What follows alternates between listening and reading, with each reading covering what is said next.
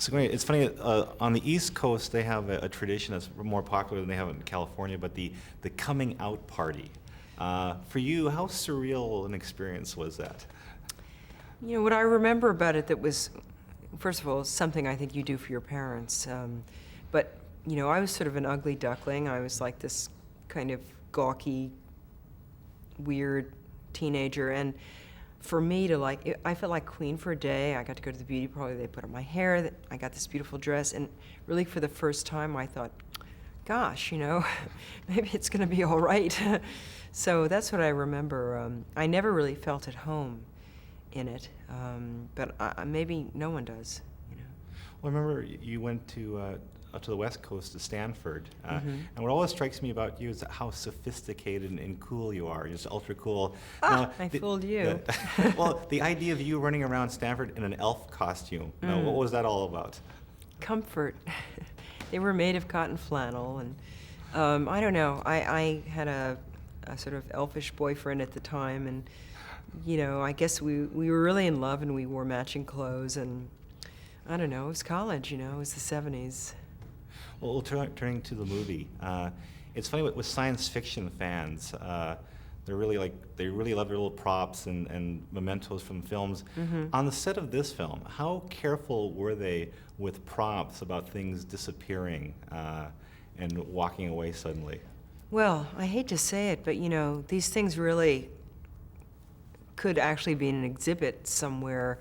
And what I hear is that although we're very careful of them during the shooting, that they get put in storage, but in a very haphazard way, and half the stuff gets stolen before we wrap. And I don't think by crew members, but I think by people who want mementos of the Alien series.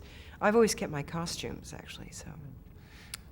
You know, there's a great shot on the behind-the-scenes footage from the second Aliens film where you're holding one of those like flamethrower guns, and you shoot it. And you look really tough, and then they yell "cut," and the prop guy comes in and takes it away, and you gotta kind of back off. How long did it take you before you got comfortable using those weapons in these films? I'm very comfortable now. It's funny. I'm very comfortable with fire. Pretty comfortable with explosions. Pretty comfortable with most of the things I've had to do. The underwater stuff we had to do in this sequence was just, you know, if we hadn't had wet hair, you would have seen Winona's and my hair is just standing straight up because I'm claustrophobic and she doesn't really like deep water, and we were literally in this dark tunnel for 3 weeks. That was our first big sequence, and so that was, I had to really act for that sequence. Well, I read that the first Alien film was originally written for not a female character. Was that correct, that they were thinking of getting Paul Newman to play it for the first one? Oh, I think I was making a joke, but in fact it was a group of men. And the producers just thought it would be more commercial and much more of a surprise plot-wise if this young woman ended up being the hero and saving the day. They just thought it was a great twist. Well, over the years, when the first one came out, did you notice a difference in the way that men reacted to you as opposed to women when the film came out? No. I was dating then, and I don't think she... Are you suggesting that maybe she scared men off? I actually think men are quite... Did she scare you? I think men are like... They like it.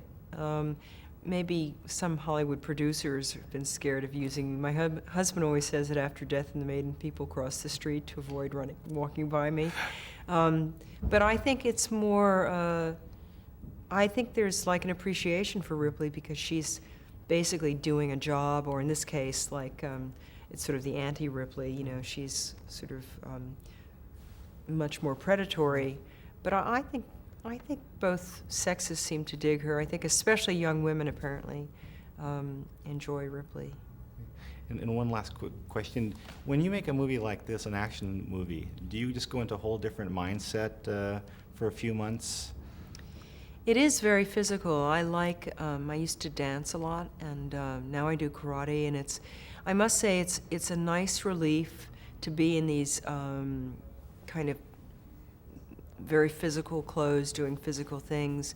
So I have to say that I'm amazingly comfortable in the role physically. So, and it's a nice change, you know. I keep doing a lot of other different things, so it was actually sort of enjoyable to come back and be in this kind of movie again.